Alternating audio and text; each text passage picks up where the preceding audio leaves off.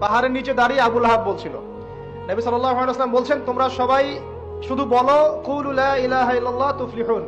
হে আমার চাচারা, কুরাইশ বংশে যারা আছেন আপনারা, ইয়া মাআশারাল কুরাইশ, আপনারা শুধু বলেন কুলু লা ইলাহা ইল্লাল্লাহ, খালি একবার বলেন যে লা ইলাহা ইল্লাল্লাহ তুফলিহুন, আপনারা সফল হয়ে যাবেন, আরব আজম উভয়ের রাজত্ব পাবেন। নবীজি বলছেন। তখন আবু লাহাব হাততালি দিয়ে বলছিল, আলি হাদা জামাআতানা, এই জন্য আমাদেরকে এখানে একত্রিত করেছো। তখনই হাততালি দিয়ে পাথর নিয়ে রাসূল সাল্লাল্লাহু আলাইহি ওয়াসাল্লামের দিকে নিক্ষেপ করেছে। নাউযুবিল্লাহ। তো তখনই আল্লাহ পাক আয়াত নাযিল করলেন। কোন আয়াত? তাব্বাত ইয়াদা আবি লাহাবিন ওয়া তাব, ধ্বংস হোক আবু লাহাবের দুই হাত, যে দুই হাত দিয়ে সে পাথর নিক্ষেপ করেছে, ওয়া তাব, এবং সে নিজেও ধ্বংস হোক। দেখেন, কিয়ামত পর্যন্ত কোরআন থাকবে না, এই সূরাটা থাকবে না, তো কিয়ামত পর্যন্ত মানুষ কোরআন তেলাওয়াতের মধ্য দিয়ে আবু লাহাবকে গালি দিবে, দিবে না? কিয়ামত পর্যন্ত মানুষ কোরআন